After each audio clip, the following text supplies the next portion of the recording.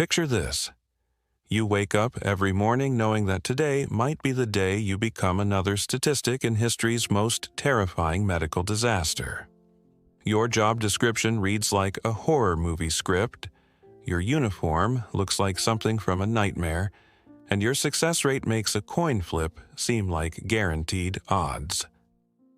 Welcome to your life as a medieval plague doctor, where helping people mostly means watching them die while wearing the world's most disturbing Halloween costume.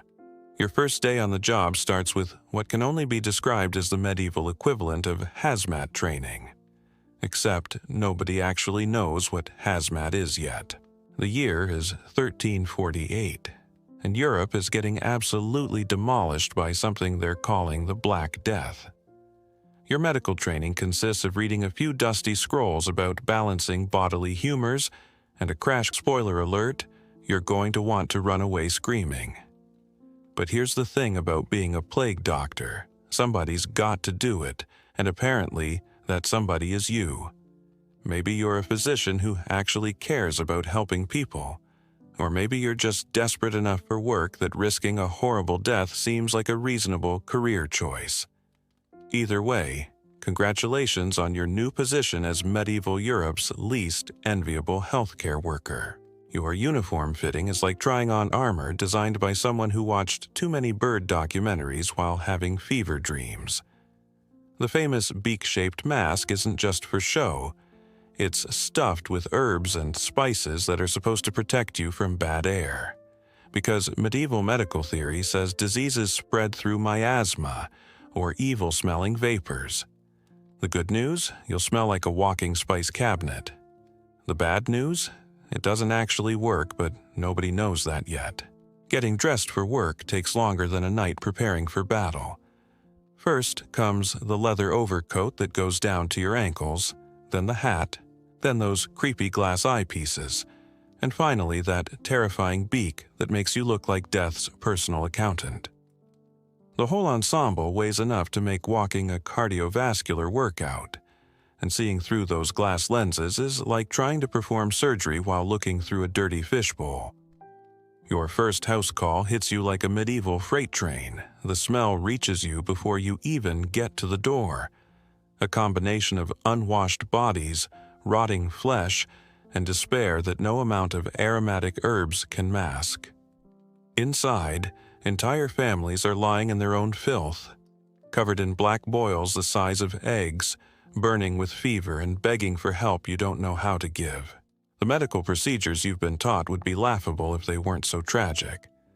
Bloodletting is the go-to treatment for everything, because obviously what sick people need is to lose more bodily fluids.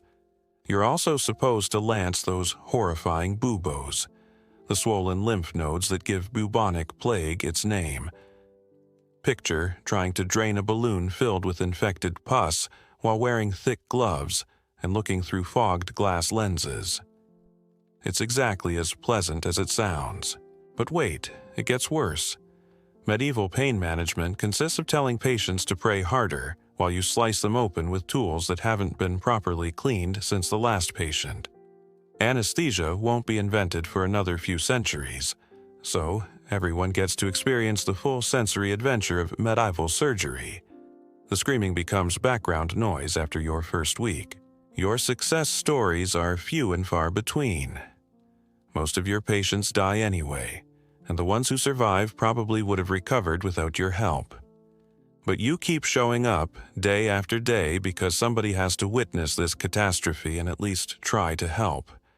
Though you're starting to suspect that your presence might be more comforting to families than medically beneficial. The really fun part is going home each night, wondering if you've just signed your own death warrant. Every headache could be the beginning of the end. Every time you feel warm, you're checking for fever. That weird smell following you around isn't just from the herbs in your beak, it's the constant presence of death that clings to your clothes like medieval cologne. And here's the kicker. You're not just treating plague victims. You're also expected to perform autopsies to figure out what's killing everyone, which means getting up close and personal with corpses in various stages of decay. your autopsy skills develop faster than you'd like. Medieval forensic science is basically you poking at corpses with a stick while trying not to vomit inside your beak mask. The glass lenses fog up from your breathing, making everything look like you're examining bodies through a steam bath. You're supposed to determine cause of death, but when everyone's dying from the same plague, your medical reports start sounding like a broken record. Cause of death, those terrifying black boils.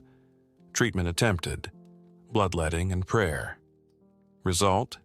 Patient deceased, next. The politics of plague medicine turn out to be almost as deadly as the disease itself.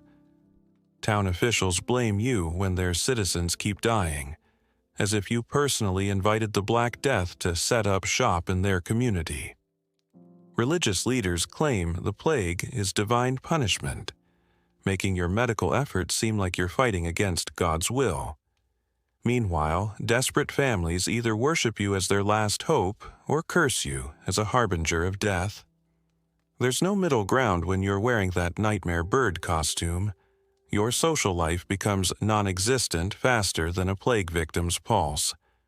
Nobody wants to grab a drink with the guy who spends his days elbow-deep in infected corpses. Even other medical professionals keep their distance, partly from fear, and partly because your presence reminds everyone of their own mortality. You become a walking reminder that death is having a field day across Europe, which makes you about as popular as a leper at a dinner party. The mental toll hits harder than any physical symptom. You watch entire bloodlines get wiped out in a matter of days. Children die in their mother's arms while you stand there helplessly, your beak filled with useless herbs, your leather coat soaked with the sweat of futile effort.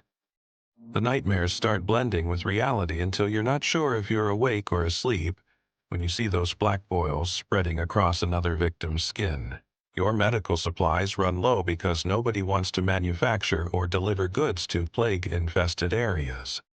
You're rationing bloodletting equipment like it's made of gold, and those fancy herbs for your beak mask become harder to find than honest politicians. Sometimes you're reduced to stuffing your mask with whatever aromatic plants you can forage, making you smell like a confused garden rather than a medical professional. The irony becomes inescapable as your own health starts declining. All those long hours in stuffy leather, breathing through herb-stuffed masks, and exposure to constant stress takes its toll. Your hands shake from exhaustion. Your back aches from bending over countless patients. And you've developed a persistent cough that makes you paranoid every time you hear it. The healer needs healing, but there's nobody qualified to treat the plague doctor. Winter brings a whole new level of misery to your profession. That leather overcoat that was suffocating in summer becomes a frozen prison when temperatures drop. The glass lenses in your mask fog up constantly, and your fingers go numb inside those thick gloves, making delicate medical procedures even more impossible than usual. You're essentially performing medieval medicine while dressed like a frozen scarecrow with vision problems. Your final realization comes not in a moment of medical breakthrough, but in quiet acceptance of futility. You've spent months fighting an enemy you can't see, using tools that don't work, wearing protection that offers false hope. The Black Death doesn't care about your medical degree, your good intentions, or your terrifying bird costume. It kills indiscriminately while you watch helplessly from behind foggy glass lenses. But here's the thing about being a medieval plague doctor. Even though your methods were useless and your success rate was abysmal, you showed up anyway. While others fled in terror, you walked toward the suffering, dressed in that ridiculous bird outfit, carrying hope you knew was false. You became the face of medical care during humanity's darkest medical crisis, proving that sometimes courage isn't about having the right answers, but about showing up when everyone else has given up. In the end, being a plague doctor sucked not because of the long hours, the terrifying costume, or even the constant proximity to death. It sucked because you cared enough to try saving people with medieval medicine that was basically elaborate theater, performed by someone wearing the world's most impractical bird suit. But at least you tried, which is more than most people could say while Europe burned with plague.